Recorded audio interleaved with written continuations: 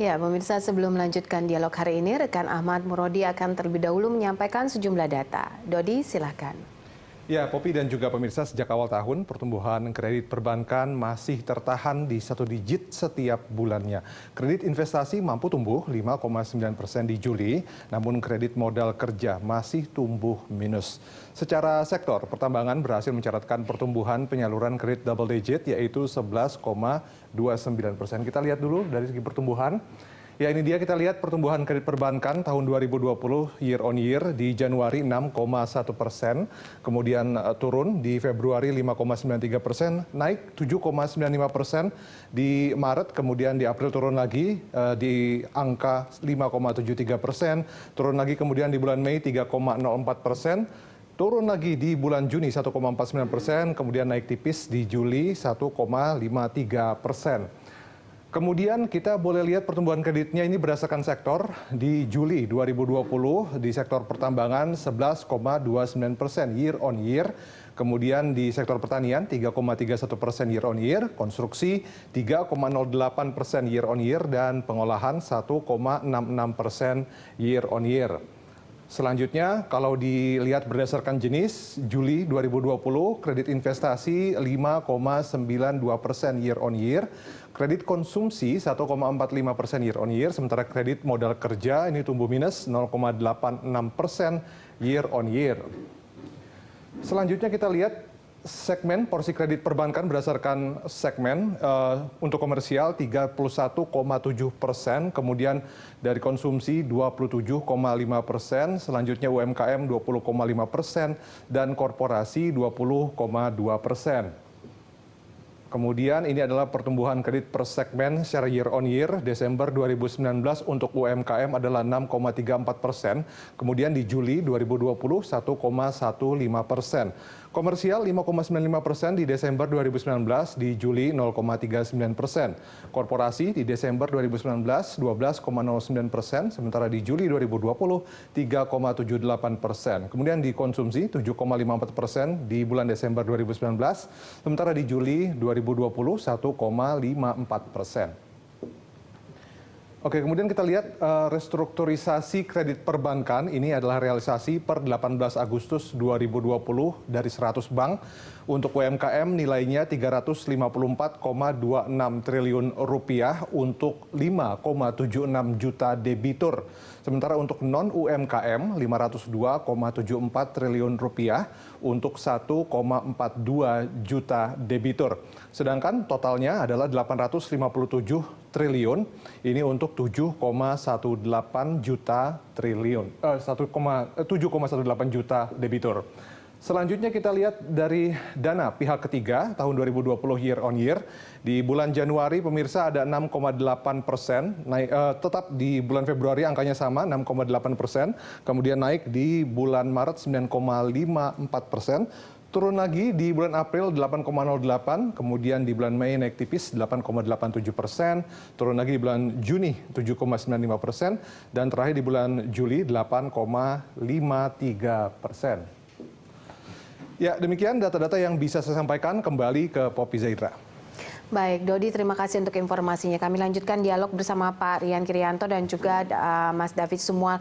Pak Rian, kalau kita lihat ini berdasarkan jenis kredit investasi kita ternyata cukup mampu tumbuh begitu ya, di 5,92%.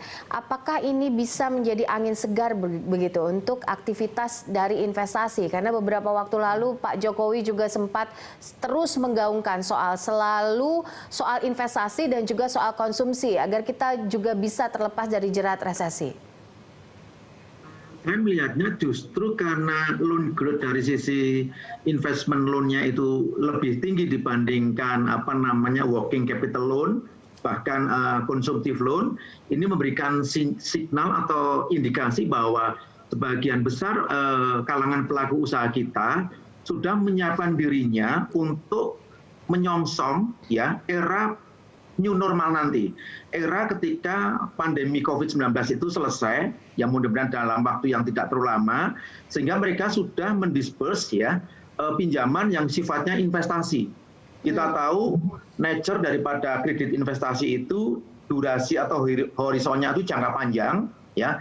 Sehingga ini memberikan signal bahwa mereka sedang mempersiapkan dirinya untuk mengantisipasi ketika relaksasi PSBB, ya, pengetatan social distancing ini sudah mulai dilonggarkan, pelaku usaha sudah siap untuk meningkatkan kapasitas produksinya sehingga mereka sudah betul-betul ready untuk ekspansi, ya. Yang kedua, kita juga bersyukur bahwa dari sisi working capital-nya juga masih tumbuh positif, ya untuk keperluan-keperluan yang sifatnya jangka pendek memang mungkin tenor 1 sampai 3 tahun. Tapi yang perlu kita cermati, Poppy, bahwa pertumbuhan daripada si kredit konsumtifnya memang betul-betul sangat rendah. Bahkan tadi datanya itu kalau nggak salah kontraksi atau minus. Kenapa? Itu mencerminkan memang sebagian konsumen, masyarakat konsumen, untuk sampai dengan bulan Juli kemarin paling tidak, mereka karena kecenderungan tinggal di rumah, ya tidak melakukan aktivitas di luar rumah, karena kebijakan PSBB, kemudian sebagian besar juga para pekerja melakukan pekerjaan di rumah, working from home, sehingga kesempatan mereka untuk melakukan transaksi-transaksi konsumtif, pembayaran konsumtif, katakanlah dengan menggunakan alat pembayaran menggunakan kartu seperti kredit card, itu menjadi rendah. Nah, itu tercermin dari posisi konsumtif loan yang amat rendah, ya. Tapi saya ingin tegaskan di sini, Poppy, itu potret yang sifatnya snapshot. Apa itu artinya snapshot? Itu terjadi ketika pemerintah sedang melakukan pengetatan social distancing. Nanti paralel dengan mulai dibukanya PSBB ini, kita meyakini pertumbuhan kredit untuk semua jenis penggunaan, apakah itu kredit investasi, kredit modal kerja, maupun kredit konsumsi, itu akan naik dengan sendirinya. Dugaan kami di bulan Agustus September ini mungkin angka untuk pertumbuhan kredit konsumtif barangkali sudah mulai naik. Karena beberapa waktu lalu pemerintah melakukan policy di mana ada libur panjang, ya kita bisa cuti bersama-sama, dan kita bisa lihat di berbagai media bagaimana mobilitas orang antar kota maupun antar provinsi makin masif. Hanya saja memang seiring dengan semakin masifnya mobilitas orang itu juga dibarengi dengan sedikit lonjakan di faktor positive cases untuk COVID-19. Tapi tidak apa-apa, ini sebagai starting point saya kira kita bisa bersyukur karena kedepannya kami meyakini jauhnya itu arah pergerakan ekonomi kita, kegiatan sektor keuangan kita, terutama perbankan sudah mulai bergerak ke atas. Itu harapannya, Poppy.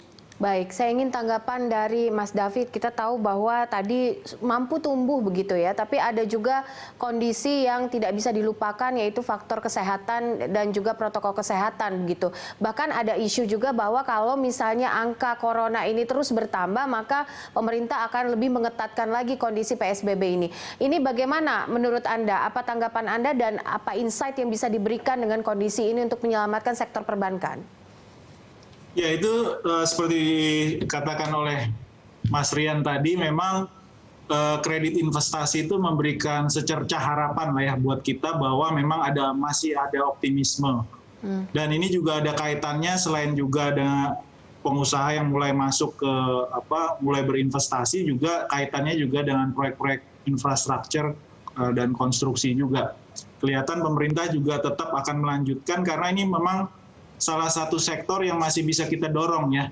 Beberapa sektor lain mungkin yang padat karya agak sulit dalam kondisi sekarang, dan kita juga tetap harus berhati-hati terutama yang padat karya, manufaktur ya.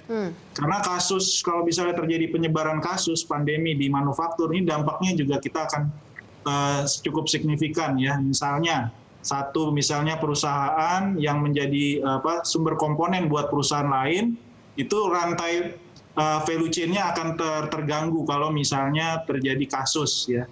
Dan juga ini akan mengganggu ekspor tentunya kalau perusahaan manufaktur itu orientasinya ekspor.